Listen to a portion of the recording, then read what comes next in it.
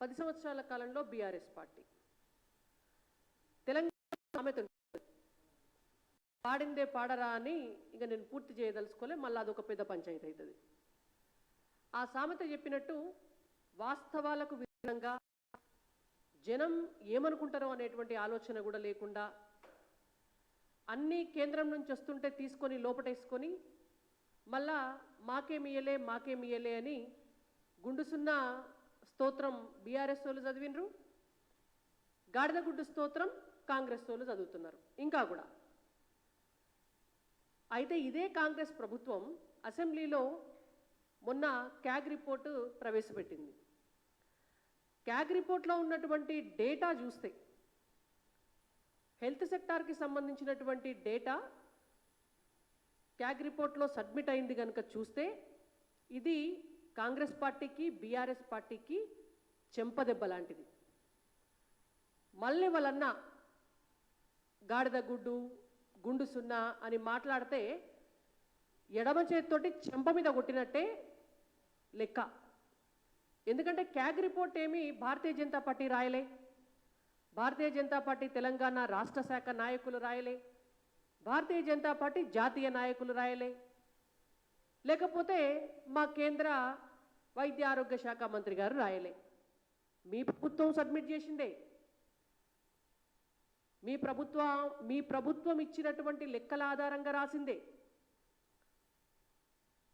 CAG రిపోర్ట్లో కేంద్రం నుంచి తెలంగాణ రాష్ట్రానికి ఒక్క వైద్య ఆరోగ్య శాఖలోనే ఎన్ని పైసలు వచ్చినాయి, ఏ పథకాల రూపంలో వచ్చినాయి, ఎప్పుడెప్పుడు వచ్చినాయి, ఎన్ని తెలంగాణ రాష్ట్రంలో ఉపయోగించిండ్రు, తెలంగాణ రాష్ట్రం తన వంతు వాటా కట్టకపోతే ఏ స్కీమ్ల పైసలు మురిగిపోయి వెనక్కి పోయినాయి అనేటువంటిది చాలా స్పష్టంగా క్యాగ్ రిపోర్ట్లో ఇవ్వటం జరిగింది. దీన్ని బట్టి చూస్తే ఇది ఒక్క శాఖది. మనకు అర్థం కావాల్సిన విషయం ఏంటంటే ప్రతి శాఖలో కూడా, ప్రతి స్కీమ్లో కూడా కేంద్ర ప్రభుత్వం ఇస్తున్నటువంటి డబ్బు దాన్ని లెక్క చూసుకుంటే మనకు అర్థమయ్యేది ఏంటంటే కేంద్రం అనేటువంటిది తెలంగాణ రాష్ట్రానికి బంగారు బాతుగుడ్డసుంటిది.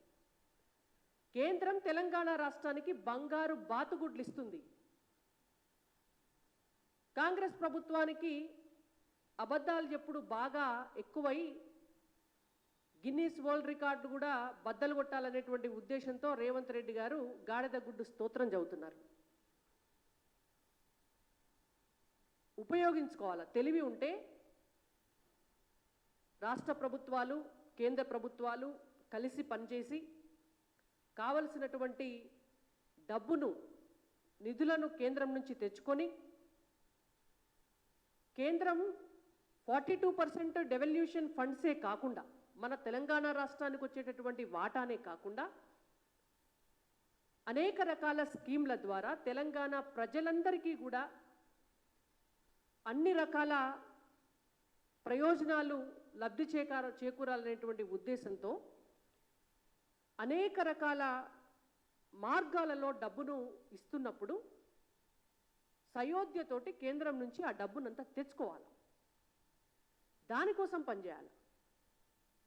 కానీ కేంద్రానికి ఎక్కడ పేరేస్తుందో అని చెప్పి కేంద్రాన్ని బదనాం చేసే కార్యక్రమం పోయినసారి కేసీఆర్ గారు మోడీ గారు వస్తే ఆయనకు జ్వరం వస్తుంది, మోడీ గారు వస్తే ఆయనకు వైరల్ ఫీవర్ వస్తుంది, మోడీ గారు వస్తే ఆయన యశోద దవాఖానలో అడ్మిట్ అవుతాడు, మోడీ గారు వస్తే ఆయనకు మహారాష్ట్రలో మీటింగ్ ఉంటుంది.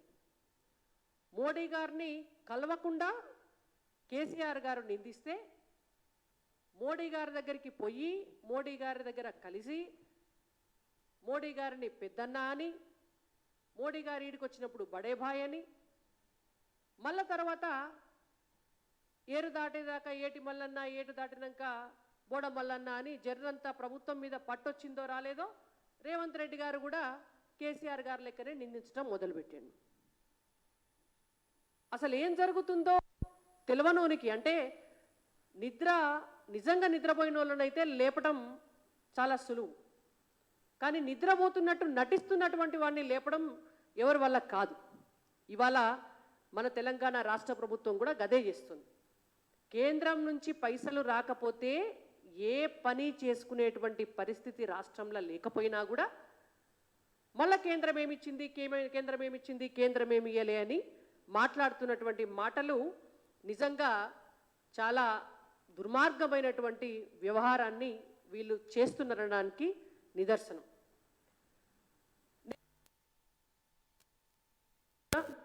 ఎందుకంటే క్యాగ్ ఇచ్చినటువంటి రిపోర్టు, అందులో ఉన్నటువంటి డేటా అంతా కూడా ఒకసారి మీకు చెప్పదలుచుకున్నా. దానికంటే ముందు ఇంకొక విషయం, ఎక్కడైనా కూడా మీరు బాగా రూల్స్ గురించి, రెగ్యులేషన్స్ గురించి, నామ్స్ గురించి, వాటాల గురించి మాట్లాడేటటువంటి రేవంత్ రెడ్డి గారు నేషనల్ హెల్త్ మిషన్ 2017 నామ్స్ ప్రకారం ఒక రాష్ట్ర బడ్జెట్లో ఖచ్చితంగా 8% పైచిలుకు నిధులు వైద్య ఆరోగ్య శాఖకు కేటాయించాలి. మరి మీరు ఆ నామ్స్ అన్నిటినీ కూడా తుంగలో తొక్కి ఇవాళ 3.9% ఆఫ్ నిధులను మాత్రమే వైద్య ఆరోగ్య శాఖకు కేటాయించారు. ఇంకో దౌర్భాగ్యమైన పరిస్థితి ఏంటంటే గత 10 సంవత్సరాల కాలంలో కూడా కేటాయింపులు గట్లనే ఉన్నాయి. ఎన్నడూ 4% దాటలే. ఎన్నడూ ఆ కేటాయించిన 4% కూడా ఖర్చు పెట్టలే. ఇప్పుడు 3.9% కేటాయించిండ్రు. మరి అందులో ఎన్ని ఖర్చు పెడతారు, ఎన్ని మురుగ పెడతారు అనేటువంటిది మనకు మళ్ళా రివైజ్డ్ బడ్జెట్లో చూస్తే కానీ తెలియదు. గత 10 సంవత్సరాల కాలంలో తెలంగాణ రాష్ట్రానికి ఒక్క వైద్య ఆరోగ్య శాఖకు సంబంధించి కేంద్రం ఏమిచ్చింది అనేటువంటిది క్యాగ్ రిపోర్ట్లో స్పష్టం చేసింది. అయితే ఇందులో 2016 నుంచి మెన్షన్ చేయడం జరిగింది. అంతకంటే ముందున్నటువంటి 2 సంవత్సరాలు, లాస్ట్ ఇయర్, అటుపోయిన ఇయర్ క్యాగ్ రిపోర్ట్లో వాళ్ళు మెన్షన్ చేశారు. అయితే ఈ రిపోర్టు 2021, 2022 వరకు దొరికినటువంటి డేటా మొత్తం వాళ్ళు పొందుపరచడం జరిగింది. 2016, 2017 సంవత్సరానికి గవర్నమెంట్ ఆఫ్ ఇండియా, కేంద్ర ప్రభుత్వం తెలంగాణ వైద్య ఆరోగ్య శాఖకు అలొకేషన్ చేసినటువంటి బడ్జెట్ 1201 కోటి, 1200 కోట్ల రూపాయలు. 2017, 2018 సంవత్సరానికి కేంద్రం నుంచి తెలంగాణ రాష్ట్రానికి అలొకేషన్ అయినటువంటి బడ్జెట్ వైద్య ఆరోగ్య శాఖకు 1660 కోట్ల రూపాయలు. 2018, 2019కి కేంద్రం నుంచి తెలంగాణ రాష్ట్రానికి అలొకేట్ అయిన బడ్జెట్ 1466 కోట్ల రూపాయలు. 2019, 2020 సంవత్సరానికి 1839 కోట్ల రూపాయలు.